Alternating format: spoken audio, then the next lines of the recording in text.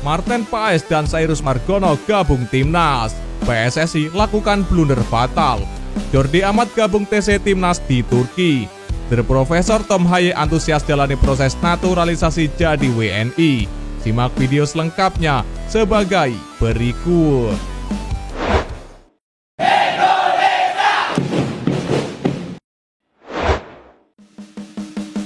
Jai Itjes resmi dinaturalisasi. Vietnam mulai ketar-ketir melihat kekuatan timnas Indonesia. Timnas Indonesia mendapatkan kekuatan baru setelah Jai Itjes resmi menjadi warga negara Indonesia.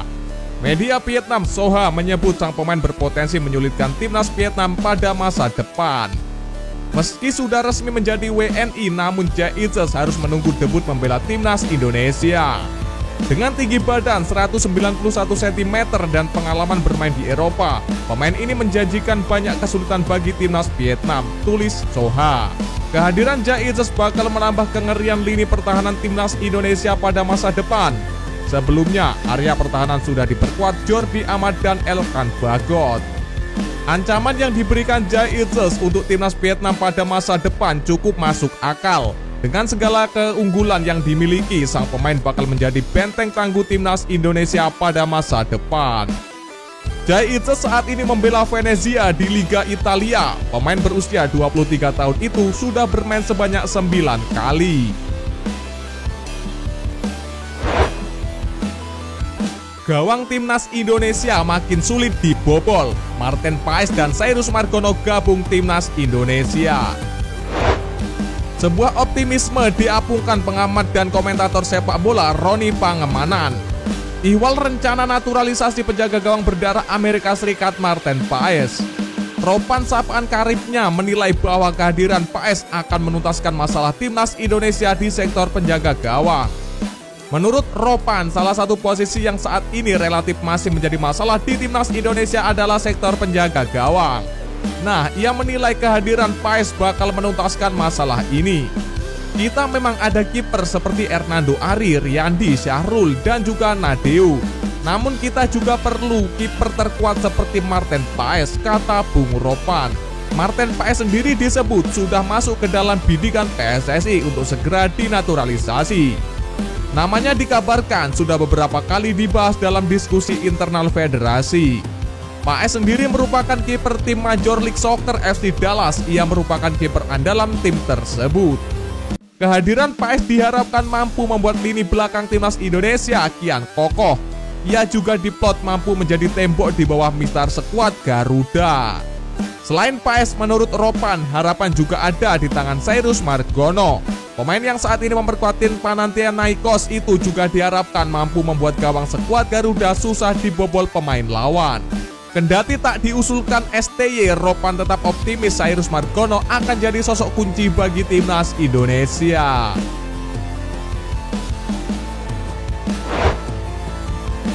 Siarkan langsung uji coba timnas Indonesia versus Libya. PSSI dianggap blunder.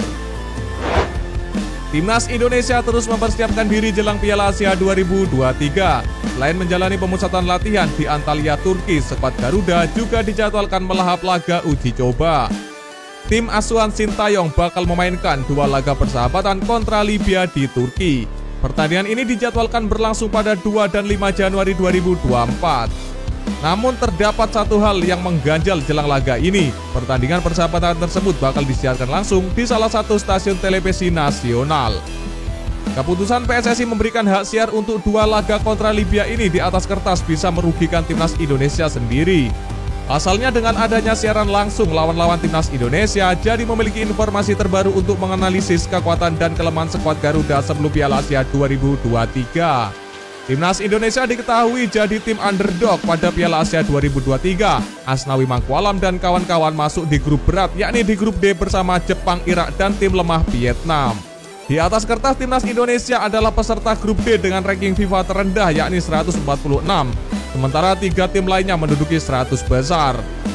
Melihat lawan-lawan tangguh yang akan dilawan, persiapan matang harus dilakukan timnas Indonesia. Tak terkecuali menutup rapat informasi terkait kekuatan dan kelemahan mereka. Namun mengingat 2 laga kontra Libya bakal disiarkan langsung, upaya Sintayong untuk merahasiakan strategi untuk Piala Asia 2023 bisa terancam terbongkar. Selain menghadapi 2 laga kontra Libya, Indonesia juga dijadwalkan bakal memainkan 1 laga uji coba tambahan yakni kontra Iran.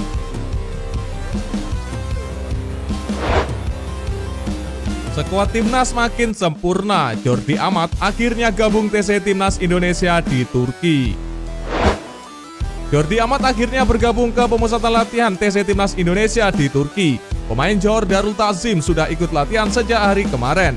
Absennya Jordi Amat dalam masa-masa awal TC Timnas Indonesia sempat menjadi polemik. Ada yang menuduh bahwa ia menunda panggilan Timnas Indonesia untuk berlibur ke Spanyol. Sedangkan pelatih Timnas Indonesia, Sintayong, menyebut kalau Swansea City tersebut izin untuk terapi pemulihan cedera bahu. Kedatangannya begitu ditunggu karena merupakan salah satu pilar di lini belakang Timnas Indonesia. Apalagi Timnas Indonesia sudah berada di Turki selama sepekan lebih sejak 20 Desember lalu. Setelah berbagai drama itu, Jordi Amat kini sudah bergabung dan menyertakan komitmennya buat Garuda. Saya dalam kondisi bagus, sebelumnya saya menjalani perawatan. Jadi kondisi bahu saya semakin baik saat ini, kata Jordi Amat. Ia berharap masalah cedera yang sebelumnya belum pulih itu tak mengganggu kegiatannya di Timnas Indonesia.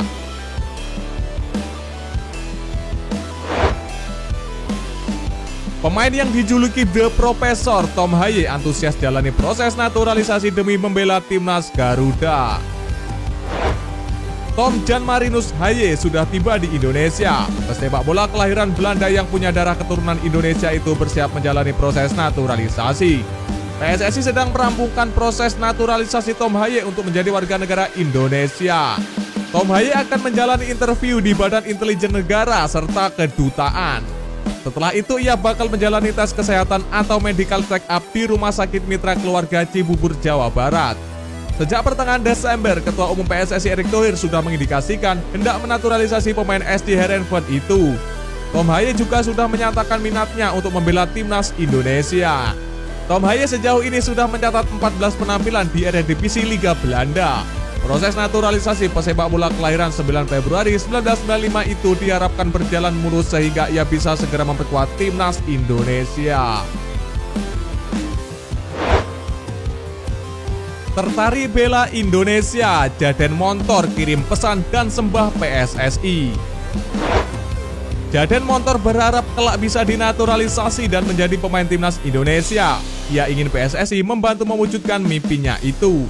Jaden saat ini merupakan penggawa tim Siprus Aris Limassol. Selain mentas di kompetisi domestik, Jaden juga berkompetisi di level Liga Eropa musim ini. Jaden mengaku tertarik dan ingin bermain untuk Timnas Indonesia. Namun hal itu terbentur aturan FIFA. Jadi Jaden memiliki darah keturunan Indonesia dari buyutnya. Sementara untuk melakukan perpindahan asosiasi, seorang pemain harus memiliki keturunan setidaknya dari level kakek atau neneknya. Saya sudah mendengar hal itu terbentur aturan FIFA, tapi saya tetap berharap masih ada kemungkinan, kata Jaden Montor. Jaden menjelaskan bahwa buyutnya berasal dari Medan. Ia ingin suatu saat bisa datang dan berkunjung ke Indonesia. Sebelumnya Hamdan Hamedan memberikan contoh kasus pemain keturunan yang eligible dan tidak eligible untuk dinaturalisasi. Ia membahas contoh kasus 2 pemain Ado Denak, Raffes Struijk dan Irfan Karijowijoyo. Irfan Karijowijoyo di sisi lain dia tidak eligible untuk dinaturalisasi karena buyutnya yang merupakan keturunan Indonesia, kata Hamdan Hamedan.